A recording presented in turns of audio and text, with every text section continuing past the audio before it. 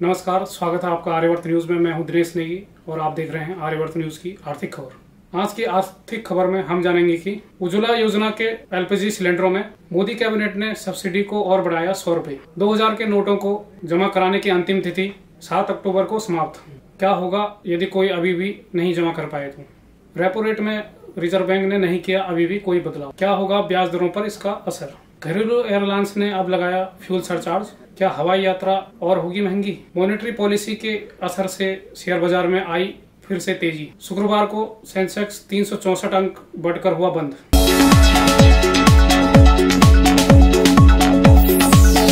तो अब खबर विस्तार से। मोदी कैबिनेट ने उज्ज्वला योजना के लाभार्थियों को एक और तोहफा देते हुए रसोई गैस सिलेंडरों पर मिलने वाली सब्सिडी को 100 रुपए और बढ़ा दिया है। यानी बीते दिनों 200 रुपए अतिरिक्त सब्सिडी के बजाय अब 300 रुपए की सब्सिडी मिलेगी। बुधवार को नरेंद्र मोदी की अध्यक्षता में कैबिनेट की बैठक में सरकार ने प्रधानमंत्री उज्ज्वला योजना के लाभार्थियों के लिए सब्सिडी राशि को बढ़ाने का ऐलान किया। केंद्रीय मंत्री अनुराग ठाकुर ने कैबिनेट की बैठक में लिए गए फैसलों की जानकारी देते हुए इसका ऐलान किया। जैसे कि आपको मालूम होगा, इसके पहले रक्षाबंधन के मौके पर भी सरकार ने एलपीजी सिलेंडरों की कीमतों में बड़ी कटौती की थी। उस समय गैस सिलेंडर के दाम 200 रुपए कम किए गए थे और उज्ज्वला योजना के लाभार्थियों के लिए सब्सिडी बढ़ाकर 400 रुपए कर दी गई थी। वही सब्सिडी अब 200 रुपए से बढ़ाकर 300 रुपए की गई है। बीते महीने सितंबर 2023 में केंद्र सरकार के द्वारा उज्ज्वला योजना के तहत एलपीजी सिलेंडरों पर दी जाने वाली सब्सिडी को बढ़ाकर 200 रुपए से 400 रुपए किया गया था। उस समय राजधानी दिल्ली में 14.2 किलोग्राम भार वाले एलपीजी सिलेंडरों की कीमत 1103 रुपए थी, लेकिन उज्ज्वला लाभार्थियों के लिए 703 रुपए का हो गया था। वहीं अब 200 रुपए के बजाय 300 रुपए की छूट दी गई है। तो ऐसे में सब्सिडी वाले एक सिलेंडर की कीमत 603 रुपए रह गई है, लेकिन आम नागरिकों के लिए दिल्ली में सिलेंडर की कीमत 903 रुपए है।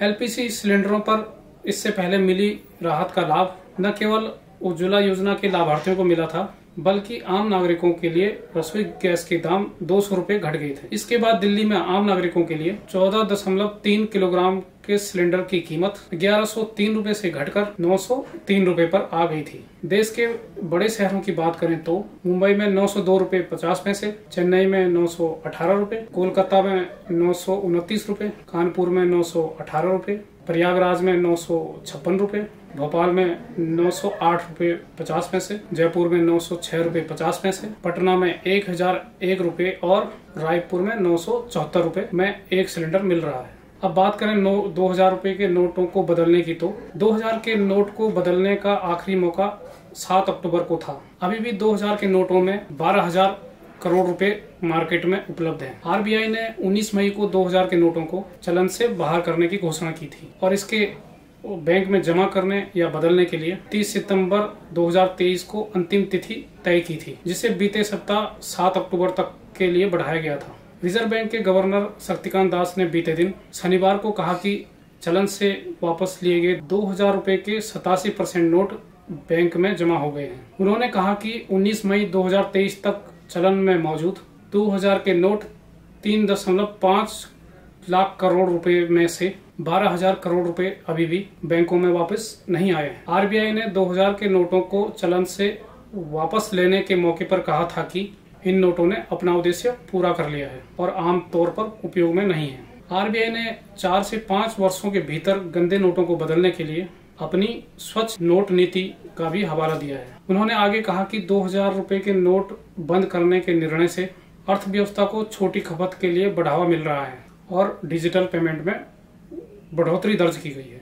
और फिर एक खबर रिजर्व बैंक की तरफ से ही। भारतीय रिजर्व बैंक में एमपीसी की बैठक में रेपो रेट में कोई बदलाव नहीं करने का फैसला लिया गया है। आरबीआई के गवर्नर शक्तिकांत दास ने कहा कि रेपो रेट 6.5% ही रहेगा और यह चौथी बार है कि जब आरबीआई ने रेपो रेट में कोई भी इजाफा नहीं किया है। आरबीआई गवर्नर दास ने कहा कि भारत दुनिया का विकास इंजन बनने को तैयार है। जीडीपी 6.5% की दर से बढ़ने का अनुमान है। उन्होंने आगे कहा कि 4 अक्टूबर से आरबीआई की चल रही 3 दिवसीय एमपीसी की बैठक 6 अक्टूबर को खत्म हो गई है और आरबीआई ने रेपो रेट में कोई बदलाव नहीं करने का फैसला किया है। केंद्रीय बैंक ने विड्रॉल ऑफ एकोमोडेशन के रुख को कायम रखा है और बैंक महंगाई को लक्ष्य के भीतर रखने के लिए प्रतिबद्ध है। और अब खबर भारत की एयरलाइंस की तरफ से। क्या आप भी आने वाले समय में फ्लाइट में यात्रा करने का मन बना रहे हैं तो अपने ट्रेवल के एक्सपेंस को और ज्यादा बढ़ा दें, क्योंकि इंडिगो एयरलाइंस अपने फ्लाइट की टिकट को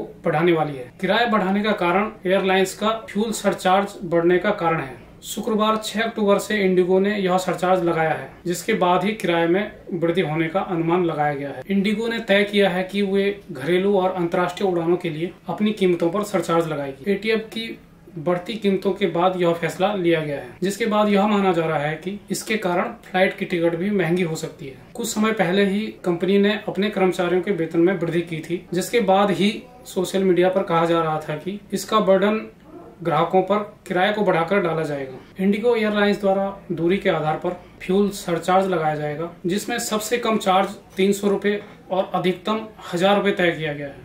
फ्यूल सरचार्ज लगाने के पीछे का कारण भी एयरलाइंस कंपनियों की तरफ से बताया गया है कि एविएशन टरबाइन फ्यूल की कीमतों में पिछले कुछ सालों से आए उछाल के कारण है। इनकी कीमतें हर महीने बढ़ रही हैं, जिसके कारण सफर की लागत में भी वृद्धि हो रही है। ऑपरेटिंग खर्चों में एटीएफ एक बड़ा हिस्सा है। इसी लागत से निपटने के लिए फ्यूल सरचार्ज लगाया जा रहा है।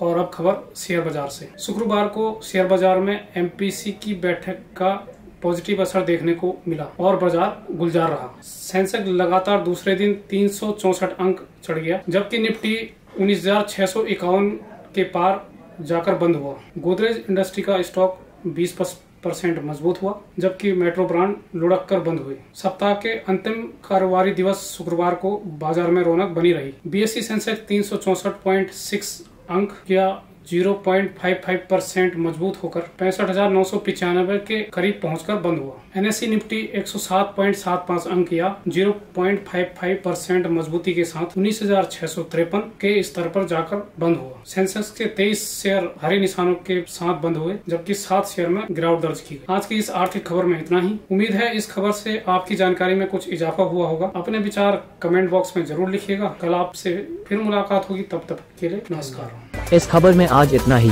इसी प्रकार की ताज़ा खबरें जानने के लिए हमारे चैनल को लाइक और सब्सक्राइब करना न भूलें। धन्यवाद।